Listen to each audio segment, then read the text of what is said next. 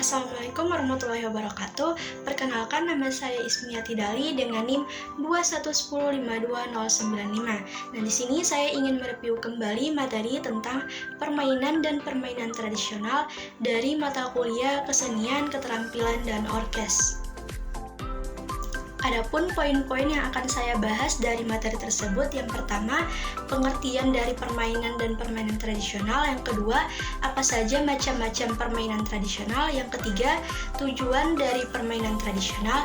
Yang keempat, bagaimana kelebihan dan kekurangan dari permainan tradisional.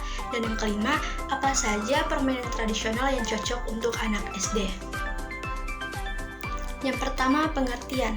Pengertian dari permainan adalah kegiatan yang dilakukan untuk tujuan hiburan, rekreasi, atau pendidikan yang melibatkan aturan tertentu, interaksi antar peserta, serta tujuan untuk menyenangkan atau menikmati aktivitas tertentu.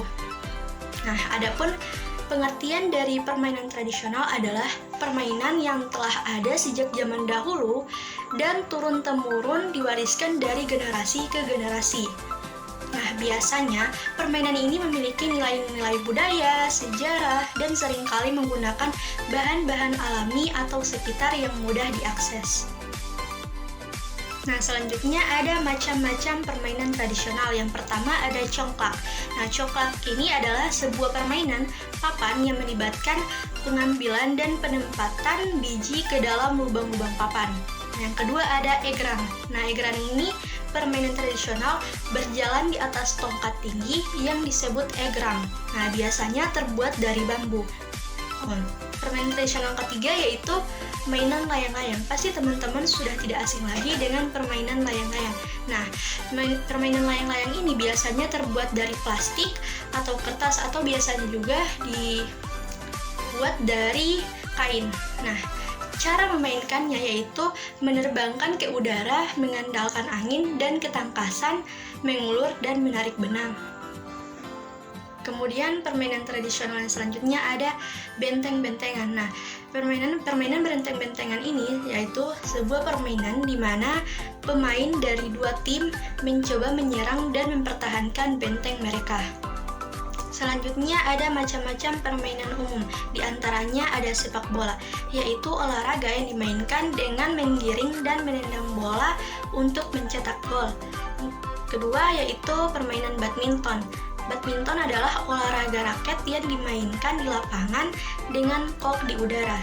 Adapun permainan monopoli yaitu permainan papan yang melibatkan membangun properti dan keuangan dalam sebuah simulasi bisnis. Selanjutnya ada permainan kartu dan catur. Selanjutnya ada tujuan dari permainan tradisional. Yang pertama, mengajarkan warisan budaya dan tradisi kepada generasi muda. Yang kedua, mengajarkan kerjasama, komunikasi, dan keterampilan sosial kepada anak-anak. Yang ketiga, membantu dalam pengembangan fisik anak-anak. Membantu pengembangan fisik anak itu seperti koordinasi motorik dan keterampilan motorik kasar anak.